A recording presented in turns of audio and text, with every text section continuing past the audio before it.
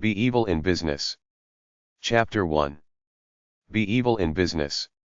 Evil business introduction. There are rules to be evil in business to get filthy rich. Most people don't get caught. A few do. There is not much to know. Watch all the episodes of a TV show called American Greed if you can. There is virtually one rule. Be the devil in sheep's clothing. Once you got trust, you can plunder, loot, and steal quite a lot. I did some extensive research looking for how to be evil in business. In most libraries, between number 650 and number 659, you will not find one business book telling you how to succeed in business being evil. Yet according to an evil guy I heard turned Christian, he said most billionaires got that way, being evil, competitive, cutthroat. The thing about business is that many evil tactics aren't really criminal. If you screw your competition by threatening his supplier who is your supplier too, and your account is much bigger than his, that you'll shut down your account if he doesn't cut him out, that's not a crime. That's just business.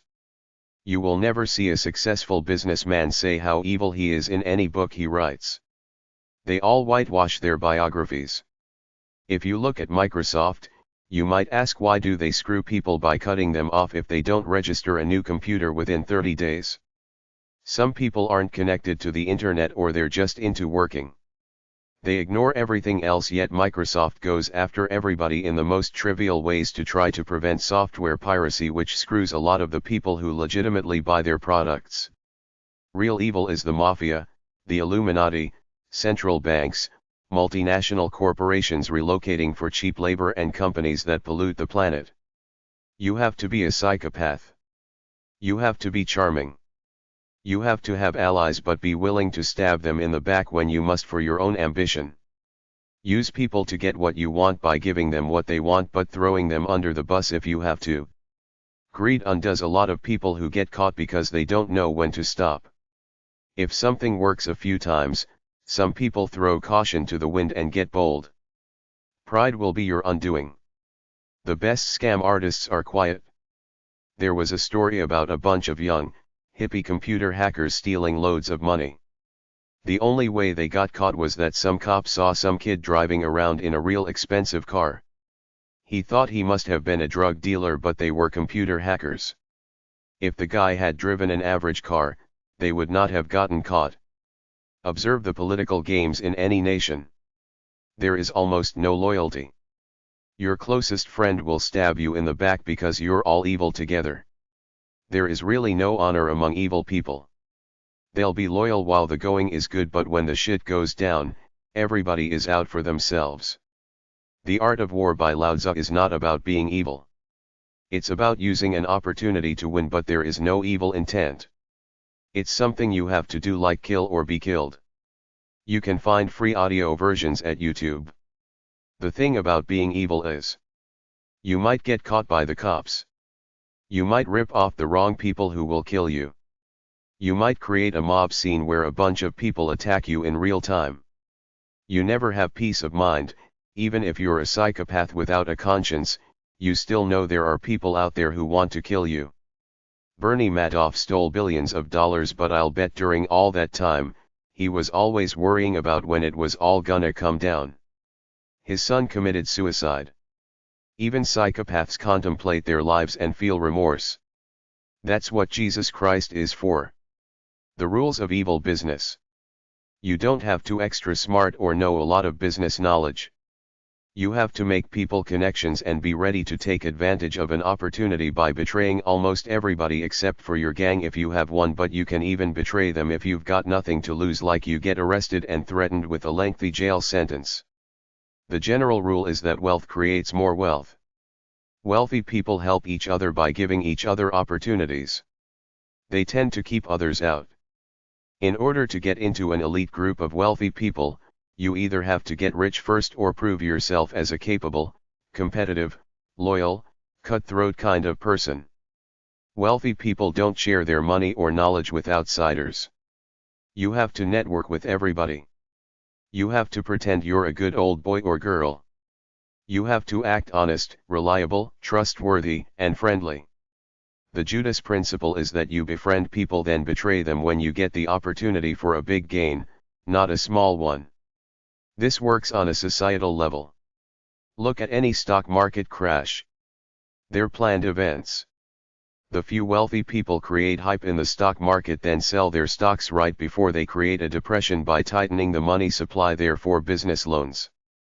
Be an honest businessman and an invisible criminal at the same time.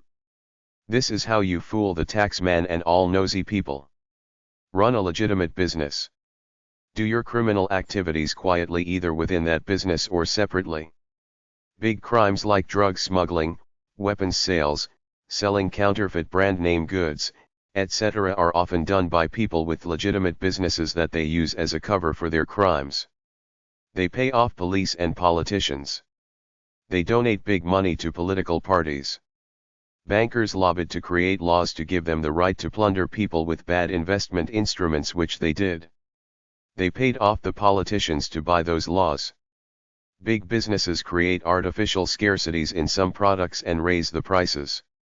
You can buy, bribe and otherwise control people by giving them gifts, sexual escort services, trips, etc.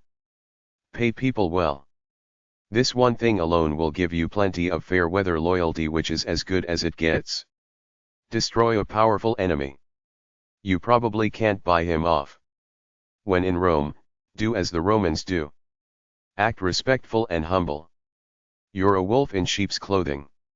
Never underestimate revenge. Psychopaths that you betray could go so far as to kill you.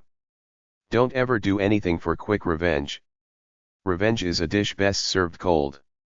Study other evil successful people and imitate them. You don't have to go to church, but make sure you tell everyone you're a Christian.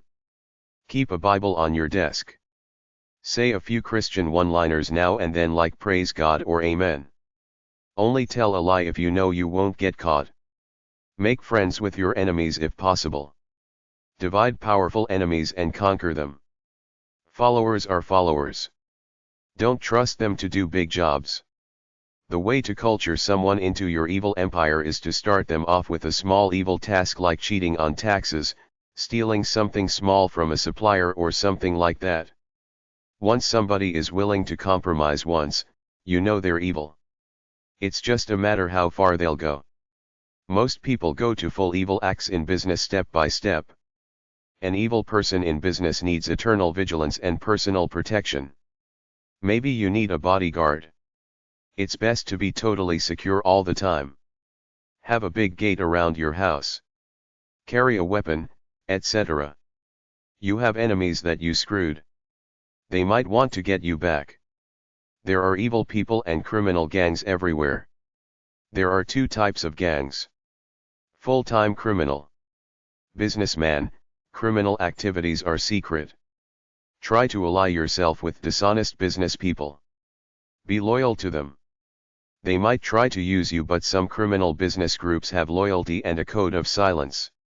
If you're allied with a group of evil cohorts, there are certain rules to follow. It must be a secret, invisible group. Deny you are in the group. There is a hierarchy. Everybody must obey orders from the top. There must be harmony among the members. Members must not betray each other. Be honest with the members of your group. If you join an evil group, you're stuck in there. You can't get out. If you break the code, they could kill you. Deny, deny, deny. Stall, stall, stall. Time softens most evil acts. A lot of people forget. Create goodwill by spending money on people, like some crooks start charities or hold neighborhood picnics. Everyone likes a free party. Chapter 2. Be good, evil, or both to achieve success. Machiavelli Rules of Life and Business. In case you don't know, Niccolo Machiavelli wrote a small book called The Prince during the era before Italy united in the modern age, when it was made up of about 400 city-states. Machiavelli was a government official in one of these states who was probably the first guy besides the Bible and Dante's 7 deadly sins in the Inferno who took a rational look at what exactly does evil behavior do for people. It's not all bad. We all have evil inside of us. Most moderately evil people don't get caught and end up ahead. Some get caught and go to jail, but the smart ones like top-level politicians get away with a lot of crimes. I just saw a documentary on Tony Blair. He's no different than Nancy Pelosi and Biden voting for wars because they own stocks in military companies. And who is this Hunter Biden drug addict kid, the son of an American president, making $50,000 a month to sit on the board of a Ukrainian oil company, and nobody takes the press to task for that corruption? Evil never ends. It doesn't matter where you go. All those big-time NGOs with big budgets are as corrupt as anyone. The United Nations is made up of a bunch of corrupt fat asses. If they gave a crap about the world, they would be urgently trying to stop overpopulation. Any man who tries to be good all the time is bound to come to ruin among the great number who are not good. Nice guys finish last. Niccolo Machiavelli. Even if you're a good person, you still have to use questionable tactics to get rid of jerks and assholes from time to time, otherwise all your work is for nothing. The one thing that gets me about Machiavellian tactics is that all this scheming and manipulating seems stupid. You should have your cause, it should be a good one, then pursue openly with power and conviction. If people get in your way, you got doing the right thing on your side. Get rid of them in the name of doing the right thing. Don't fight them. It's a waste of time. You have to focus on your mission. Fire them if you have that power. The truth is that some people don't care about power within an organization. I can earn money working for somebody without having any ambition within the company. I'm just there for the money. People like me live by their own standards in their own minds. I think most people are a bunch of petty assholes who can't find fulfillment in their own lives, so they look out into the world for attention. I try to insulate myself from them and not be concerned with their petty games like the power structure in any company, which is why there are people around who are not scheming to get ahead, because they don't care about all that bullshit small-minded men do to try to get some kind of feeling of worth. I believe I know Machiavellian tactics because from the age of 17 to 22 I attended a military college where I saw how quickly young men like me got sucked into the conventions of this closed system and started to play its game, which was to try as hard as you could to get as high a rank as you could, which didn't affect me because I already had a strong connection to my soul. I didn't give a damn about rank or any of the system's games to try to snare impressionable people into sacrificing themselves for the system's rewards and trinkets. I knew it was a funny farm, but I wanted that free college degree, so I played along while focusing on my only two real interests, learning about life and physical activity, taking my body to its limits. I was branded a nonconformist early on, but did enough to satisfy them so they didn't bother me too much, just left me alone most of the time. I learned so much about human nature there that I never got over my cynicism of the human race, and it's now 35 years later. Human nature goes mostly from self-centered to evil, but pretty well everyone thinks they're good or do evil things out of necessity for the good intentions they have. The paradox of power in a modern capitalist world is that you can't just kill your enemies. You have to act pro-social while you're scheming against them. Everything I've read about tough business tactics is a big contradiction. Basically they say opposing things in the same book, like they'll say be a peacock to get attention for yourself, but then they'll say be non-controversial. Never take a strong stance in anything. I say trust your intuition. You don't have to be a jerk or a mean guy to be successful. Be critical of everything you read about business. Some of it is really bad advice. In my opinion, the most important rules for Machiavellian tactics are: never show blatant emotion, especially with anger. Keep it all in. Strike behind the scenes. Don't trust anyone but act like you do. Try to act nice or at least neutral by not bad-mouthing anybody, because you never know when you need to build bridges. Even after you've betrayed someone or committed a despicable act, act like nothing happened. When accused, deny, deny, deny. You might love someone, but they see you as a meal ticket. They will betray you for their gain. Don't let love cloud your judgment. Live event by event, then tailor your plans according to what happened. In the old days of king's courts, Everybody was nice on the surface and did their scheming in back rooms. When you're betrayed, live to fight another day. Bide your time. Be calm. Wait for a good opportunity when your enemy is weak. Calculate every possible consequence of your schemes. Use your past interactions to determine what to do now. Accept the fact that human nature is self-centered to evil more than it is good. In any organization that has a promotion structure, accept that everyone is scheming to get promoted, so play the game without guilt. Deception is part of the game. Be patient. Wait for the right time to strike. Impatience, an outward show of aggression, makes you look weak. You can't control yourself. You have to make decisions based on the outcome you want without regard for morality. Evil is simply part of it. Machiavelli one-liners. Act friendly to your enemies like you're not an enemy. They might not see you as an enemy, but you know they could interfere with you, so always be doing some nosing around to know how to nullify them if need be. Like if enemy Joe has a weakness for gambling, tell the big boss that he can't be trusted because of his gaming addiction. Act like you trust people but don't trust anybody too much. Mafia Don John Gotti wanted to kill his trusted 2IC Sammy the Bull Gravano because he knew too much and Gotti was worried about betrayal. Act like an honorable good guy while being conniving beneath the surface. Always dress well. Always act subservient to people with higher rank even if you think they're bozos. Always plan several moves ahead, thinking of the possible consequences of each move. Appeal to greed. Arguments create enemies. Honey traps flies. Be nice rather than confrontational.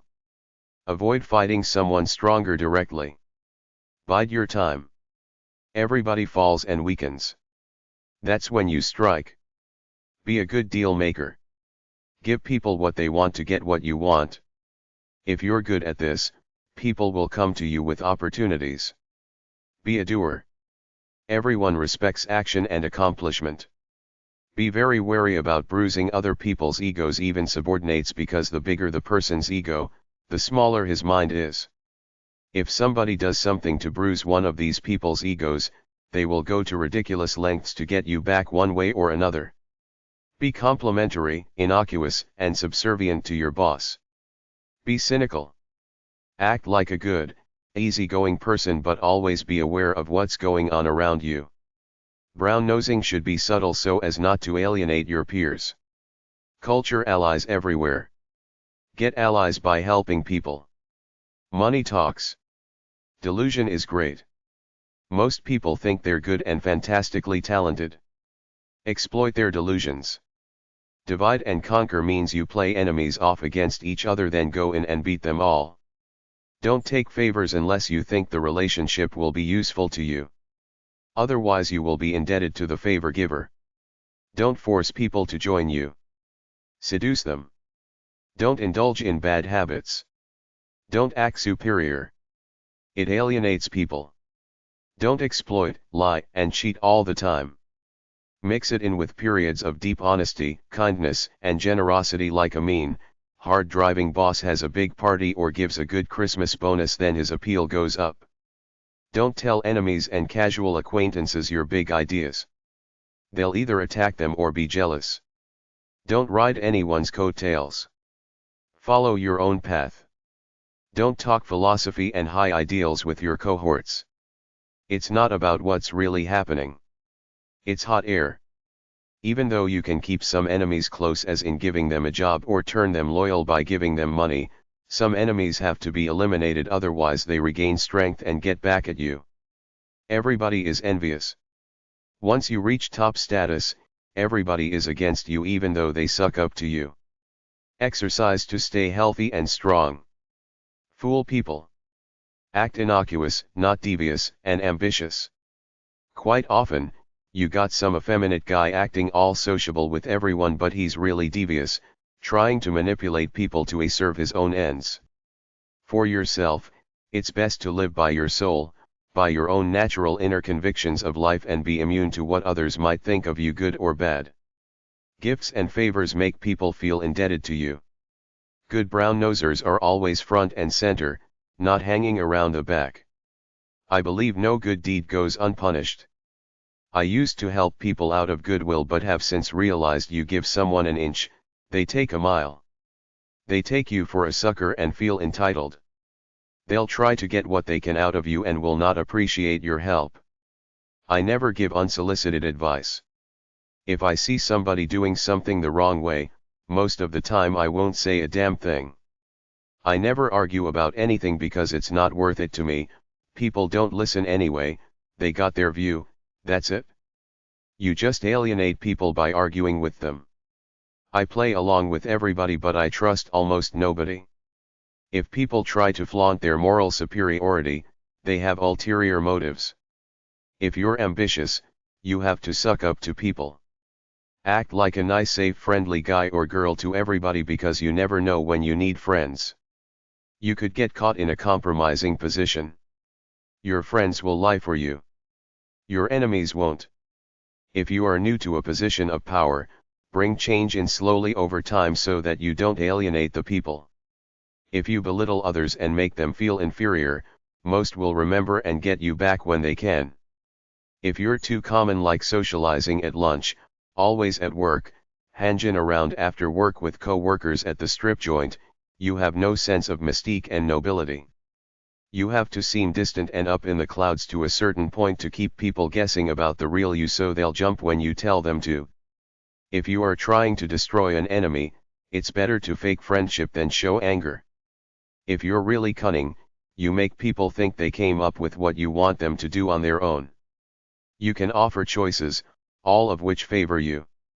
If you make peace with an enemy, hire him because he will want to prove his worth to you. If you get caught, deny, deny, deny. If there are political battles within your organization, be polite to all sides but don't commit to anyone but yourself.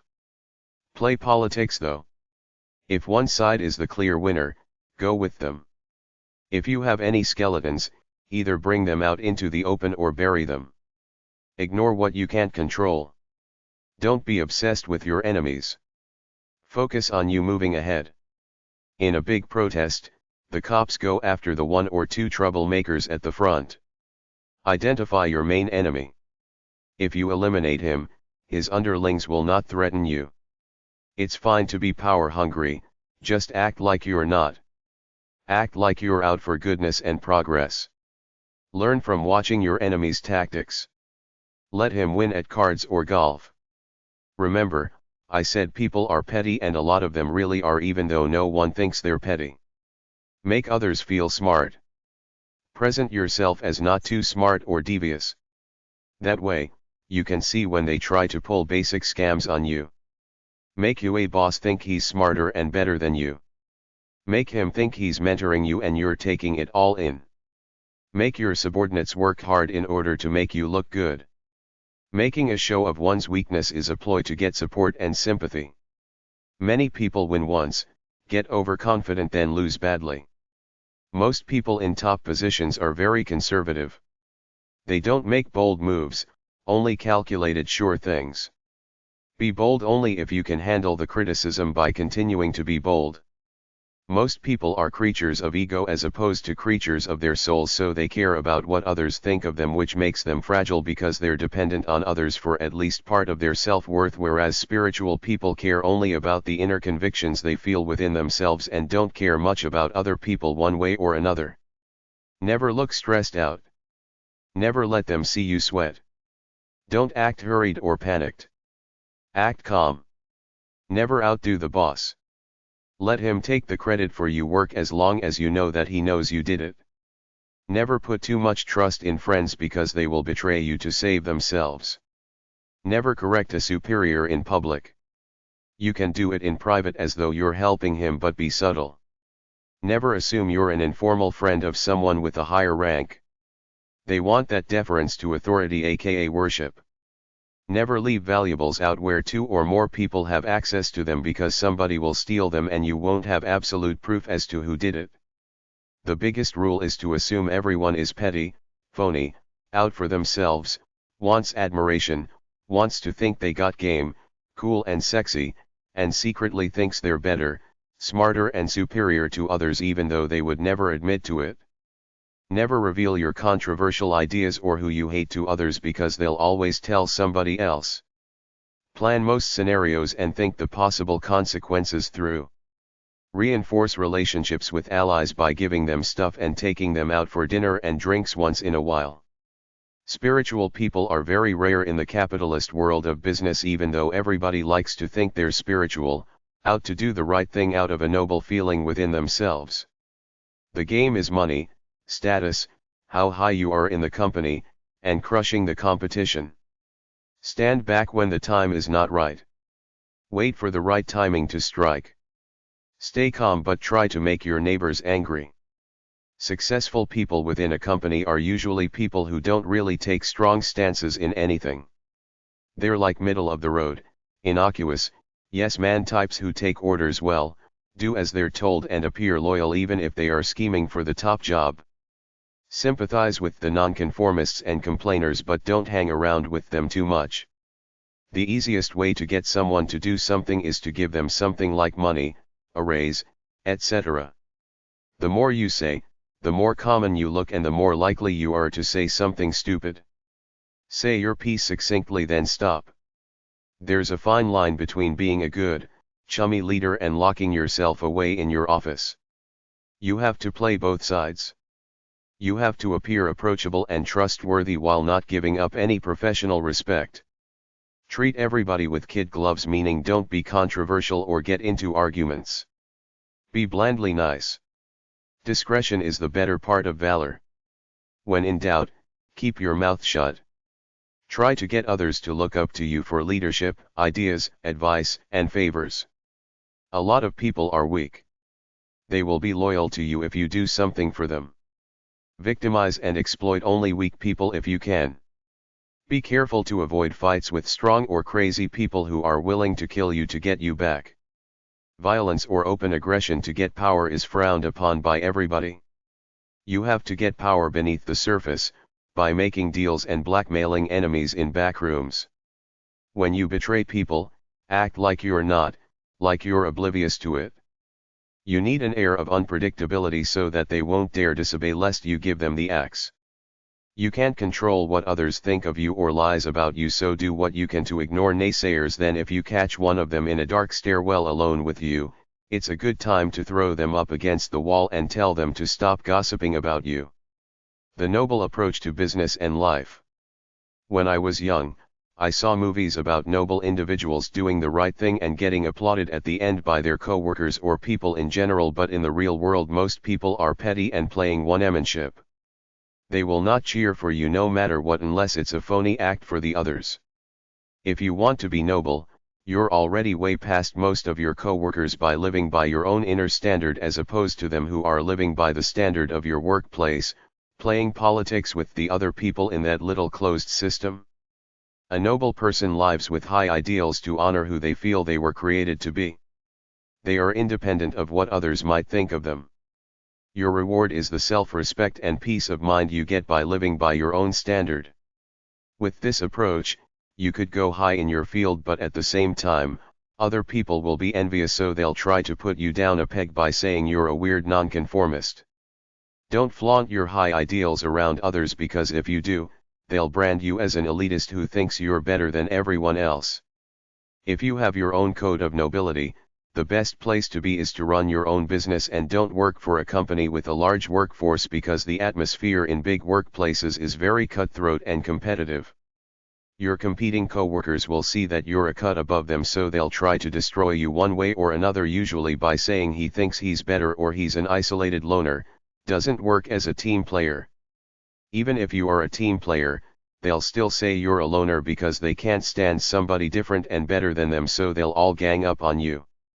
My favorite piece of prose about the soul of the enlightened person is this excerpt is from a speech frequently called The Man in the Arena, given by President Theodore Roosevelt in Paris in 1910, a year after he left office.